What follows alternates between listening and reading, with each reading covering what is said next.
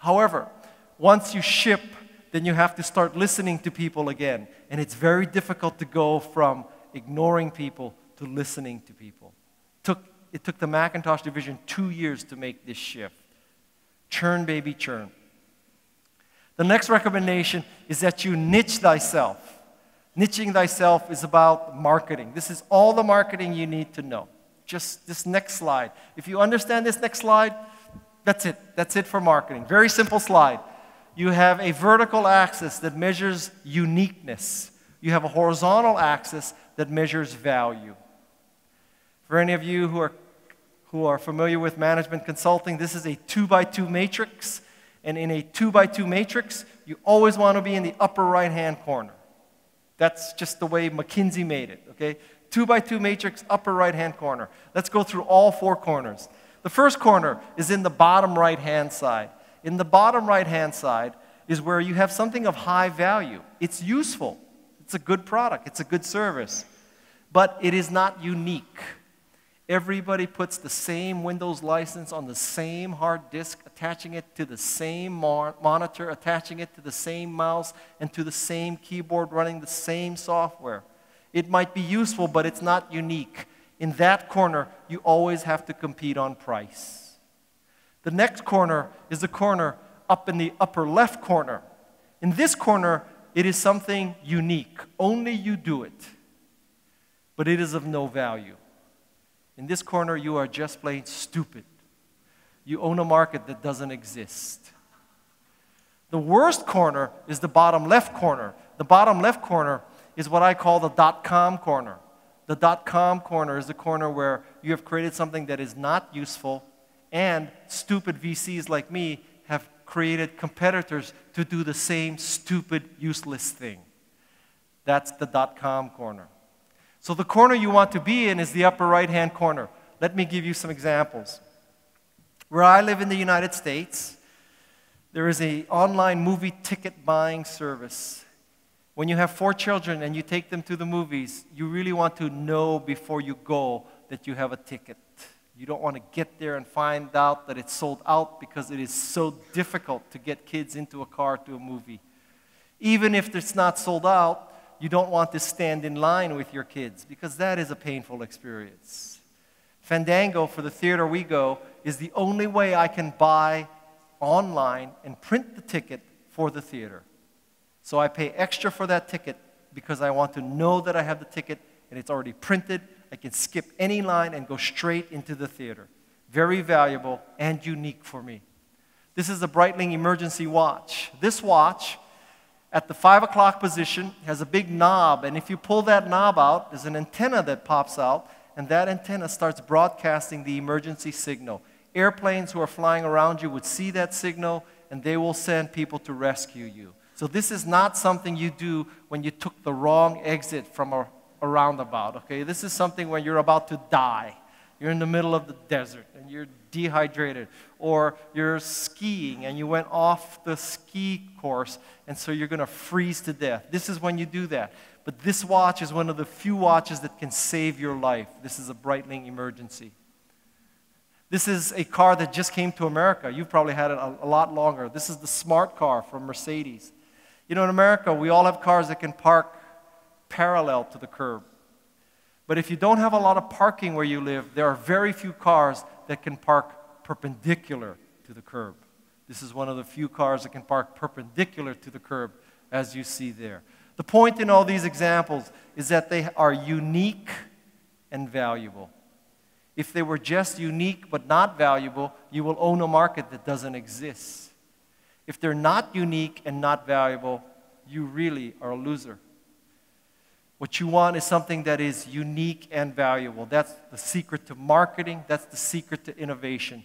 Something that only you can do that people find important and value. That's the holy grail of marketing. The 10th thing is that as an innovator, you need to learn how to speak and pitch. So I'll give you some tips about speaking and pitching. It's called the 10-20-30 rule of PowerPoint. The 10-20-30 rule of PowerPoint is that the optimal number of slides in most PowerPoint presentations is 10. 10. You'd be very fortunate to get 10 thoughts across in a PowerPoint presentation. Try to limit your slides to 10. You should be able to give these 10 slides in 20 minutes. You may have a 1-hour meeting, but honestly, 95% of the world uses Windows laptops. That 95% of the world needs 40 minutes to make their laptops work with the projector. That's why everybody has to be able to do it in 20 minutes. And the last point is the optimal, oops. See, Microsoft just punished me. It just crashed. That's very interesting. Huh. But because I'm a Macintosh guy, I'm not going to panic. I will just go to that slide.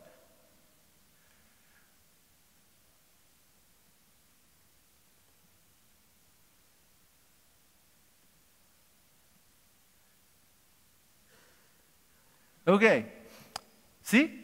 The 30-point rule is that the optimal font size in your PowerPoint is 30 points. Many people use much too small a font because they want to read the text. The problem with reading text is that most audience figured out that you are reading the text, and they'll figure this out one slide into your presentation. And they're going to say to themselves, this bozo is reading the slides to me. I can read faster to myself the same thing he's reading out loud to me. I'll just read ahead, and you will lose your audience. Now, if you find this rule too dogmatic, I will give you a rule of thumb. The rule of thumb is figure out who the oldest person is in your audience, divide his or her age by 2. If you're speaking to 60-year-old people, divide by 2, 30 points. 50-year-old people, divide by 2, 25 points. People are getting younger. Managers are getting younger. Venture capitalists are getting younger. Someday you may be presenting to a 16-year-old. At that point, bless you. Use the 8-point font. But until that point, 10 slides, 20 minutes, 30-point font. And the last thing, as a bonus to my friends here in Doha, don't let the bozos grind you down. Bozo is an American slang for clowns or stupid people or naysayers, okay? Don't let these bozos grind you down. The bozos are going to tell you it can't be done, it shouldn't be done, it isn't necessary. There are 2 kinds of bozos in the world. One bozo, slovenly, disgusting, rusty car, Japanese watch. You look at that person and you say, you are a loser. That is not the dangerous bozo. Because the dangerous bozo is someone that you would listen to. The dangerous bozo is not a loser. Only a loser would listen to a loser. Okay? The dangerous bozo is perceived as a winner. The dangerous bozo dresses in Armani, owns lots of stuff in end in I, like Maserati, Lamborghini, or Ferrari. Okay? Audi is okay. The dangerous bozo, you think rich, famous equals smart. Rich, famous often equals lucky, not smart. That's why dangerous bozos, you need to build up resistance to them.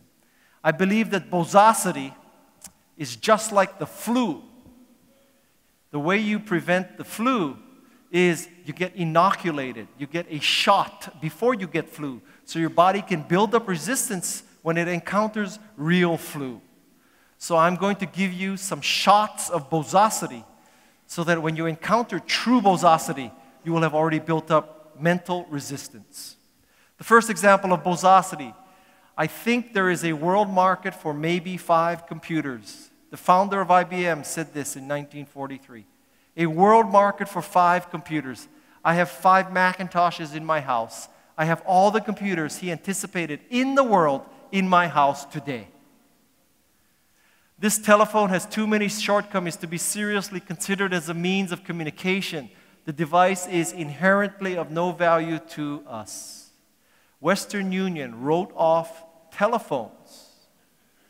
Wrote off telephones in 1876. To be fair to Western Union, perhaps in 1876, if you had the first telephone, who would you call? But still, what was their strategic marketing direction in 1877? Why don't we train Americans to use the Morse code? How hard could that be? Then we could put a telegraph in every house. Today, Western Union should be PayPal. It's not PayPal. Part of the problem is they wrote off telephones. How can you go from telegraph to computer, telegraph to internet, if you skip telephone in the middle? That's pososity. There is no reason why anyone would want a computer in their home. Ken Olsen, founder of DEC Digital Equipment, said this. No reason why anyone would want a computer in their home. How many of you have a computer in your house? There's no reason, according to Ken Olsen. You could just drive back to your office, balance your checkbook on your DEC mini computer. What's the problem? Imagine if Steve Jobs and Steve Wozniak had run into Ken Olsen, and Ken Olsen gave them fatherly advice. No one wants a personal computer. There's no reason anybody would want a computer in their home. And they did not start Apple. The world would be a different world today. And my last example of pososity is my own personal example. It's too far to drive, and I don't see how it can be a business. I said this about 15 years ago when a very famous venture capitalist, Michael Moritz of Sequoia Capital, called me up and asked me if I would like to interview for the position of a company he just funded. And I looked at the company's website, and I found out where it was. My wife and I were living in San Francisco. This company was down in Palo Alto, so it was about 1 hour driving each way. I looked at the company's website. I didn't see anything too protectable, too patent pending, too curve jumping, too monetizable. My wife and I already had one son. She was in beta or pregnant with our second son. And so I told Michael Moritz, it's too far to drive. I don't want to drive 2 hours a day. I now have children, and I don't see how it can be a business. So I turned down the opportunity to interview for the CEO position of Yahoo.